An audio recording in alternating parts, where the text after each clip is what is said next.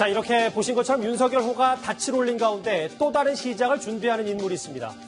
조국 민정수석도 내일이면 청와대를 떠나 법무부 장관 자리를 예약했습니다. 그런데 벌써부터 조국 대망론이 떠오르고 있습니다. 민주평화당 박지원 의원의 목소리 같이 들어보시죠.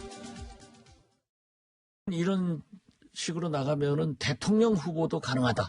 만약에 3개월 전 1월 15일까지 사법계획 패스트트랙이 표결이 된다고 하면은 저는 총선 나올 겁니다. 굉장히 어렵지만은 대통령 후보는 자기 소속 당과 국민이 결정해 주는 거예요. 그렇기 때문에 국회의원 경험을 하는 게 제일 좋고 이 검찰 개혁만 완수한다고 하면은 높이 평가를 받을 거예요. 이제 민정수석에서 내려와서 조수진 부장, 네. 법무부 장관 가는데 벌써부터 박지원 의원이 대망론 얘기하는데. 네. 박지원 의원 같은 경우에는 이 조국 민정수석에 대해서만큼은 쓴소리를 한 일이 없습니다. 네. 그래서 이 박지원 의원의 평가가 과연 이 온당한가 그 부분에 대해서는 조금 설왕설래가 많더군요. 예. 네. 물론 지금 여권에서는 조국 수석을 띄우는 분위기가 굉장히 많은 건 사실입니다. 얼마 전에 양정철 씨가 유시민 이사장, 예. 양정철 원장이 유시민 이사장과 만나서도 차기로 유시민 이사장과 조국 수석 이 두 사람을 꼽기도 했고 또 이 문재인 대통령이 지금 총력을 기울이고 있는 부산 경남에 어떻게 보면 새 간판이 될 수 있다. 이런 정치적 지형과도 무관하진 않습니다. 사실 조국 대망론의 전조는 지난 4월 언급된 총선 차출론으로부터 시작됐습니다. 같이 들어보시죠.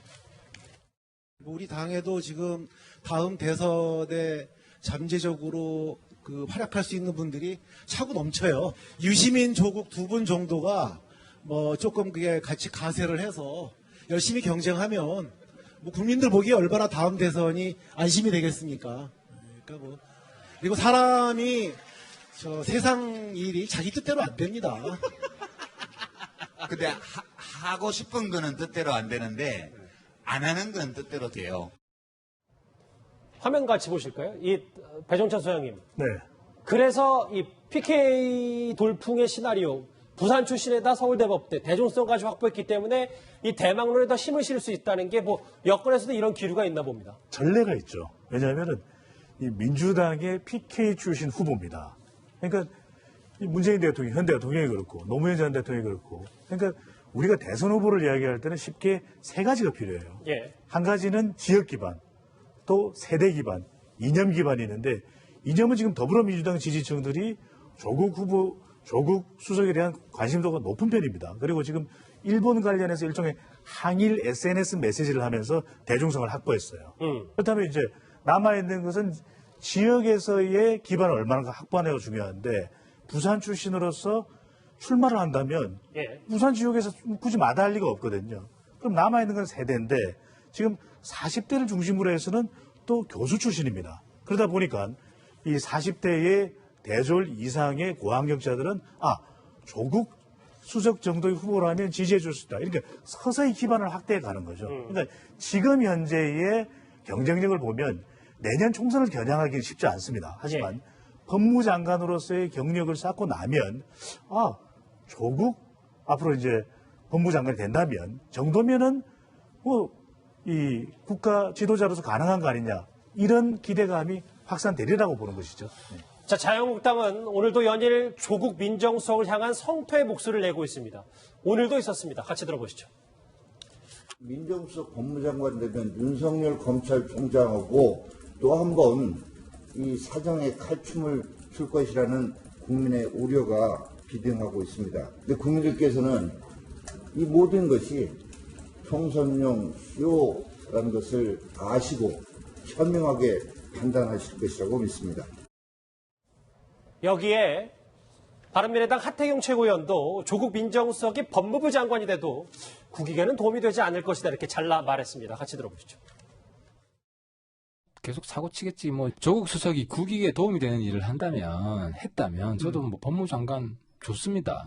근데 지금 보면 국익에 별로 도움이 안 되고 오히려 우리나라 입지를 어렵게 하는 일을 했는데 장관 가서 또 그 일을 하면 얼마나 나라가 어려워지겠습니까?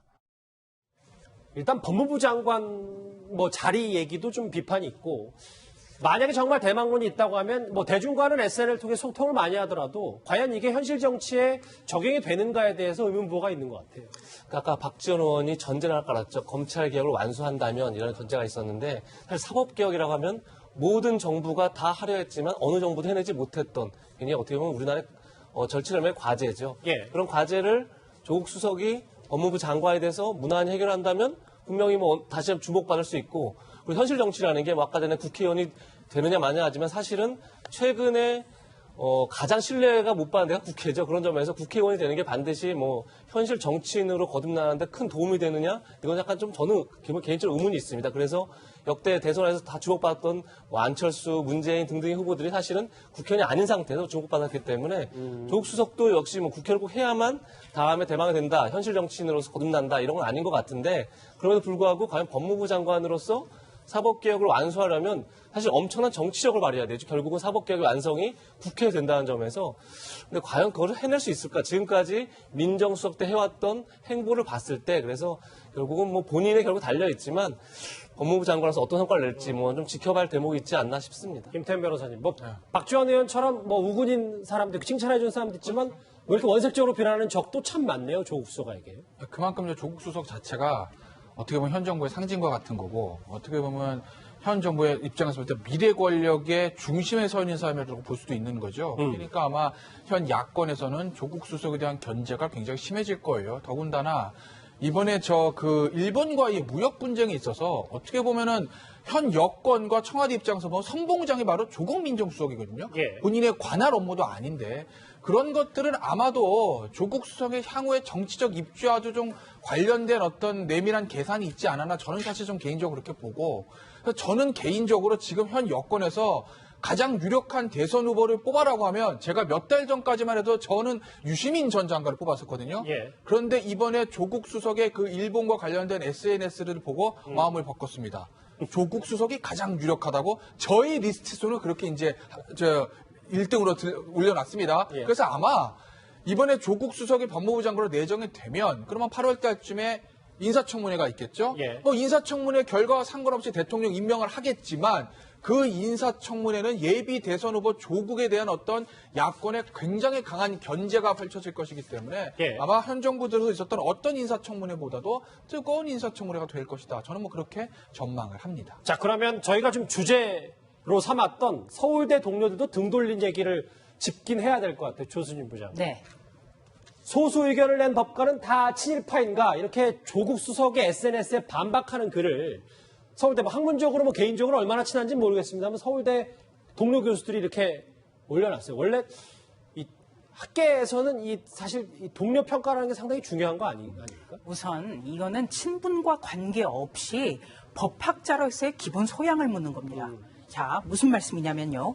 우선 대통령의 참모의 역할은 대통령과 국민을 소통하도록 가교 역할을 하는 거예요. 예. 대통령의 참모가 국민과 직접 소통하지는 않는단 말이죠. 그런데 이 수많은 SNS 글 중에서 저도 가장 놀랐던 게 지난해 10월에 대법원 판결과 관련해서 그것을 비판하면 친일파라고 불러야 된다. 이 글이었습니다. 오히려 뭐 죽창가라든지 뭐 이런 것보다 저 글이 더 눈에 띄었다. 그런 것은 어떻게 보면 행동이 굉장히 가볍다. 이렇게 비판하고 끝낼 수는 있지만 예. 조국 민정수석은요. 민정수석 전에 법학자입니다. 그리고 법학을 학생들에게 가르치는 교수입니다. 그것도 서울대 교수입니다. 그런데 이 한일 협정에 대한 해석은 1965년부터 엇갈려 왔어요.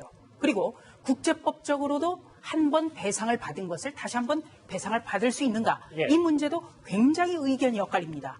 그런데 법학자가 그것도 학생들을 법을 가르친다는 학자가 그런 자신의 생각과 다르면 친일파다.